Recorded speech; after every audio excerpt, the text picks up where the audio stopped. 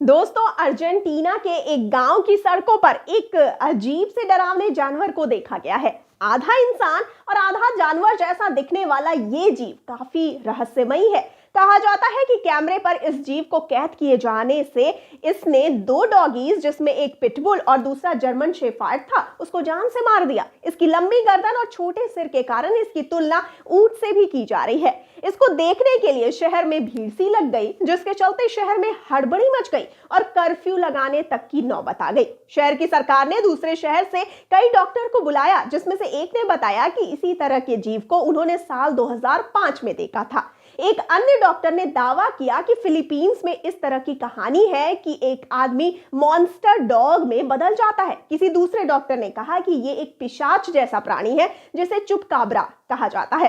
फिर इन डॉक्टर्स ने मिलकर कई अलग अलग सभ्यताओं पर गौर किया और पाया कि हिंदू धर्म या अन्य सभ्यताओं की अनेक कहानियों को पढ़ना एक गहरा विषय है, जहां हमें कई अच्छी बुरी कहानियां और चीजें सुनने और देखने को मिलती हैं। कई कहानियों में आधे मानव और आधे जानवर की कहानियों पर भी चर्चा की गई थी।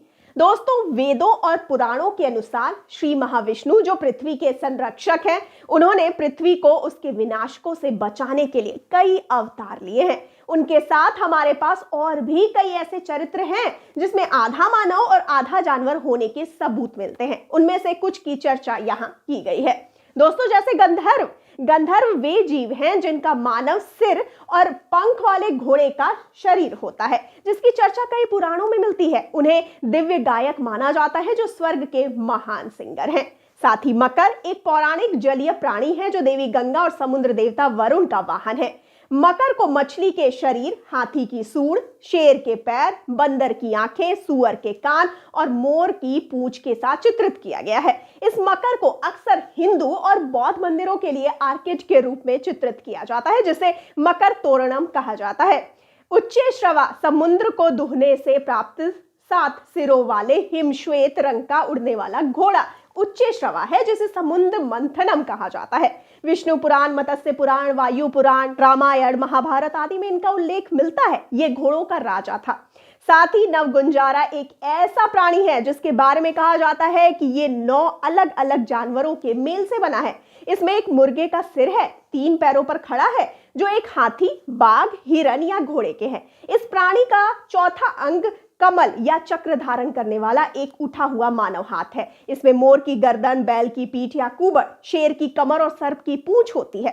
इसे भगवान विष्णु का अवतार माना जाता है। साथ ही शरंभा एक अन्य हिंदू पौराणिक प्राणी है जो एक शेर और कुछ पक्षी है, जो 8 पैरों वाला है और शेर या हाथी को मारने के लिए शक्तिशाली था। इसे भगवान शिव का अवतार माना जाता था, जहां शिव को सर्वेश्वर भी कहा जाता है।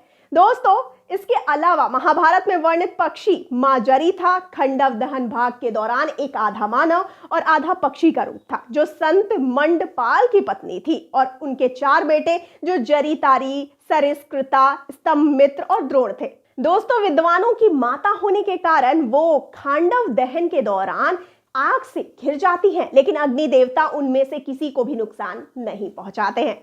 दोस्तों, मयूरा एक और पौराणिक प्राणी है जो आधा मानव और आधा पक्षी है। सांप को मारने वाली मयूरा की मूर्ति समय के चक्र का प्रतीक है। देवी कुमारी को मयूरा के रूप में भी दर्शाया गया है। दोस्तों, सेंटोर जो सबसे मशहूर हाइब्रिड प्राणियों में से एक ग्रीक समय का घोड़ा आदमी सेंटोर है। सेंटोर की उत्पत्ति के बारे में एक दिलचस्प सिद्धांत यह है कि वे तब बनाए गए जब मिनुन संस्कृति के लोग, जो पहले घोड़ों से अपरिचित थे, पहले घोड़े के सवारों की जनजातियों से मिले और इस कौशल से इतने प्रभावित हुए कि उन्होंने घोड़े के इंसानों की कहानियां बनाई। फिर इकिडना एचिडन ग्रीक पौराणिक कथाओं में आधा सांप और आधा इंसान है। कहानियों में वो डरावना सांप आदमी टाइफॉन के साथी के रूप में जाना जाता था और उस समय के सबसे भयानक सांपों की मां थी। कुछ विद्वानों का मानना है कि इन पात्रों को मध्ययुगीन काल में ड्रैगन की कहानियों में विकसित किया गया था। साथ ही हार्पी ग्रीक और रोमन कहानियों में एक महिला के सिर के साथ एक पक्षी है। कवि ओविड ने उन्हें मानव गिद्धों के रूप में वर्णित किया है। ये विनाशकारी हवाओं के स्रोत के रूप में जाना जाता है। इसके अलावा यूनानी पौराणिक कथाओं से गोर्गोन 3 बहनें थीं जो इस तरह से पूरी तरह से इंसान थीं, पर कलाई पर बने बालों को छोड़कर उनकी कलाई सांपों की तरह थी। इसी प्रकार के पात्र यूनानी कहानियों की शुरुआती शताब्दियों में दिखाई देते हैं। दोस्तों, ऐसे ही कुछ मानवर हमें क्रिश 3 में दिखे थे, जिसका कॉन्सेप्ट फिल्म में उठाया गया है, जिसमें फिल्म क्रिश के बहादुरी भरे कारनामों की कहानी है, जिसमें वो हजारों जिंदगियां बचाता है। ये फिल्म खलनायक काल यानी विवेक ओबराय की भी कहानी है, जिसके लिए इंसानी जिंदगी कुछ नहीं है। इंसान जिसके लिए कीड़े मकोड़े हैं, वो नई दुनिया बनाना चाहता है जहां लोग सिर्फ उसके गुलाम हैं। अच्छाई और बुराई की यहाँ जबरदस्त जंग है, जिसमें सुपर हीरो की जान पर तक बनाती है। लेकिन किस्सा गोई इसीलिए अच्छी लगती है कि अंततः बुराई की चिता अच्छाई के हाथों जलती ही जलती है दोस्तों। लेकिन फिल्म की असली ताकत काल था। काल अपंग है, गर्दन के नीचे उसका शरीर तक हिल नहीं पाता, परंतु उसने अपनी मानसिक शक्ति को इस तरह से साथ लिया है कि अपने विचारों से हर चीज को नियंत्रित करता था। काल जीनियस वैज्ञानिक था, जिसने अपने प्रयोगों के द्वारा ऐसे जीव तैयार किए हैं जो आधे मानव और आधे जानवर हैं। ये मानवर काल की ताकत है। यही बात कंगना रनौत के बारे में कही जा सकती है। वो काल के द्वारा तैयार की गई आधी इंसान और आधी पशु है। नाम है काया।